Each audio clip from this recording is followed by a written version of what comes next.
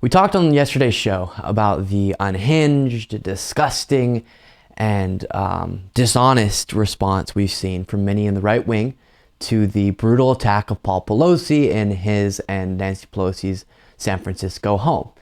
All these conspiracy theories being floated and all this doubt being cast on what's the real facts of the situation. Well, we're going to look in a second at Trump doing a similar thing, saying some weird things were going on in that household. Yeah, as in someone attacked an 82-year-old man trying to get to the Speaker of the House.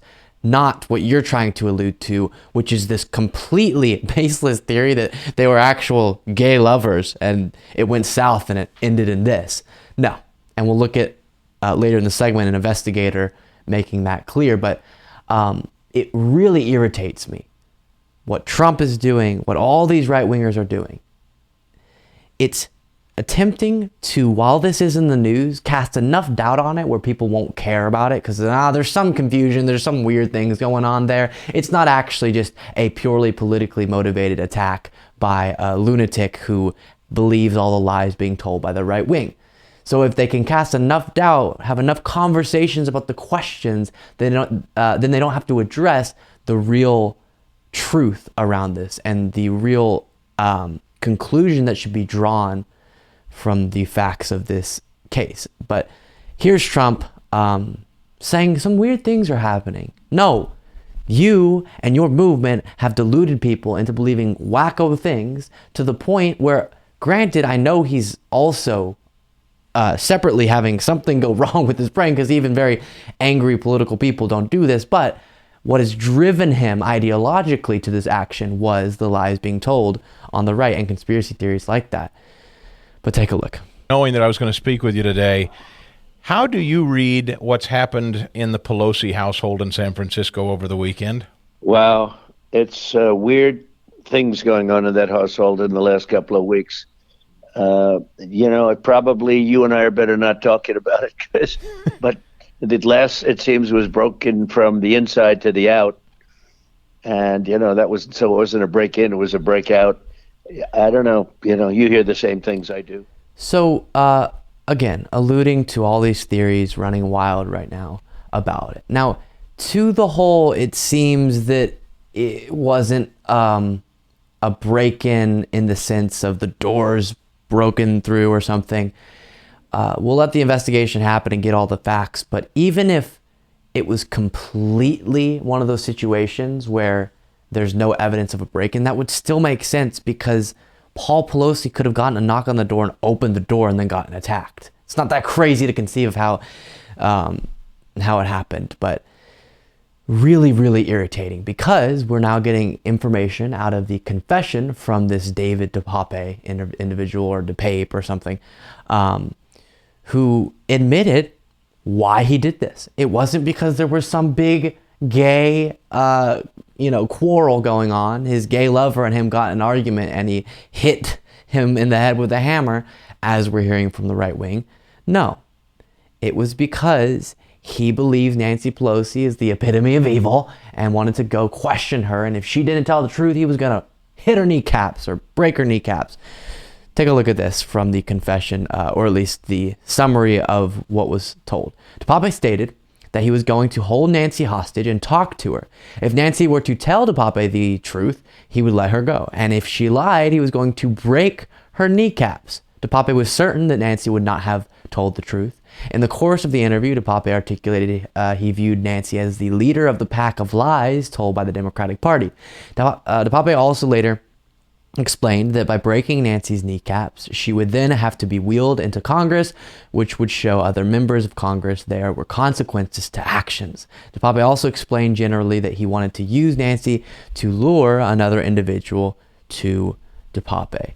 So there it is. He told us. We don't need to run wild with conspiracy theories about, I don't think everything's coming out about this that actually is true, because we got the confession. It's exactly what the initial speculation was. It was a politically motivated attack because of lies being told. Now, that is not what I just said, the response of many, not just Donald Trump. As you can see here, his son, Donald Trump Jr., posting a sexual image of an animation of Paul Pelosi calling the police. And in the word bubble, it says, yes, officer, I'm being attacked. And then he's, for our podcast listeners, having sex to Pape. Again, it's an animation. And he writes, "Dear fact checkers, this is Donald Trump Jr. This has nothing to do with anything going on in the news and simply posting a cartoon of what appears to be an altered South Park scene." So he's joking about Paul Pelosi. Officers, I'm being attacked, while he's actually having sex, as if this is all really funny. This is not funny. One of the lunatics believing things that you talk about, Donald Trump Jr., went and wanted to break the kneecaps of the Speaker of the House and did assault with a hammer the Speaker of the House's husband.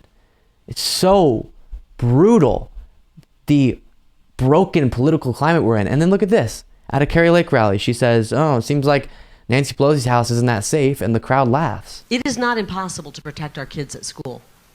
They act like it is. Nancy Pelosi, well, she's got protection when she's in D.C. Apparently her house doesn't have a lot of protection. But if our lawmakers have protection, if our lawmakers can have protection, if our politicians... So, it's funny to the audience. It's funny to Kari Lake's fans. And then here's Charlie Kirk saying, "We need to have some patriot go bail this person out so that we can get answers to our questions. We already got the answers. We already know." Breaking into somebody's home, or maybe not breaking into somebody's home. Why are we to blame for that exactly?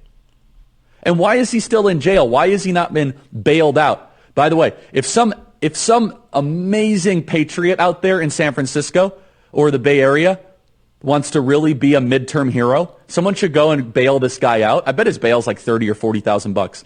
Bail him out and then go ask him some questions. I wonder what his bail is. They're going after him with attempted murder, political assassination. So what would be the purpose of that? Why do we have to bail him out to ask him questions? I think they already asked him questions, and I just read you some of his response. So don't know what that's about.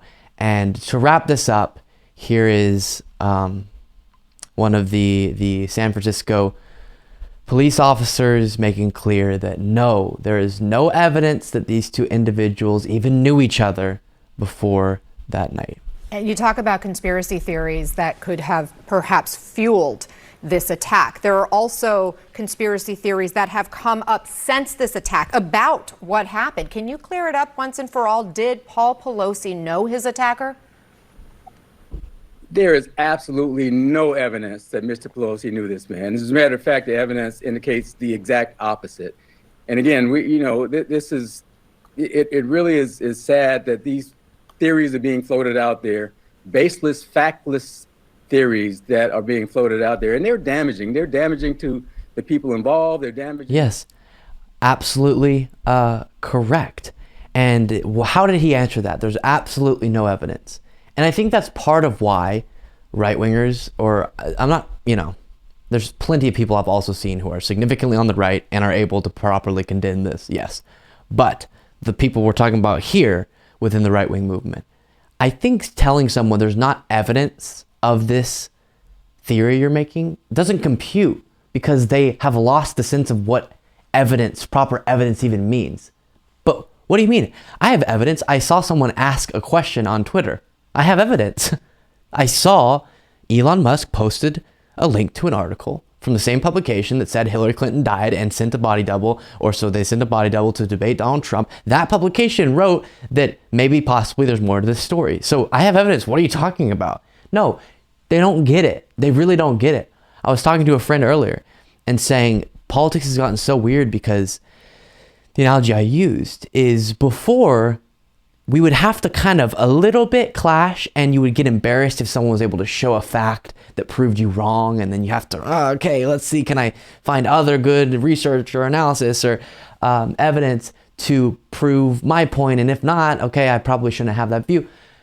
But now it's as if the analogy I used was we're both looking at grass and we're all saying, okay, that grass is green, right? We can all agree. And then a group of the country looks and goes, no, it's blue. I said, well, it's green though. No, it's blue. Nope, it's blue. Nope. And then the crowd goes wild. Yeah, it's blue. Yeah. I don't know what to do with that. I don't know how. I can't argue you out of that opinion. We're both staring at it, and you're just saying it's blue. I don't get what I'm supposed to do to convince you out of it. And that's what this is. They're staring at the Paul Pelosi story. They're saying it has to be blue. It has to be blue. And it's just not, no matter how much evidence is shown to the contrary, or, that goes against their preconceived notions, or their hope that this isn't just an example of right-wing violence, but instead some big wild story they can get all excited for. So aggravating. Thank you so much for watching. If you want to be a part of what makes this show possible, plus get access to the full video version of the show hours before any of the clips are uploaded to YouTube, plus get access to an extra full show every Saturday that only members can see, you can do so by going to patreon.com/Luke Beasley. That's patreon.com/Luke Beasley, and there is a link in the description.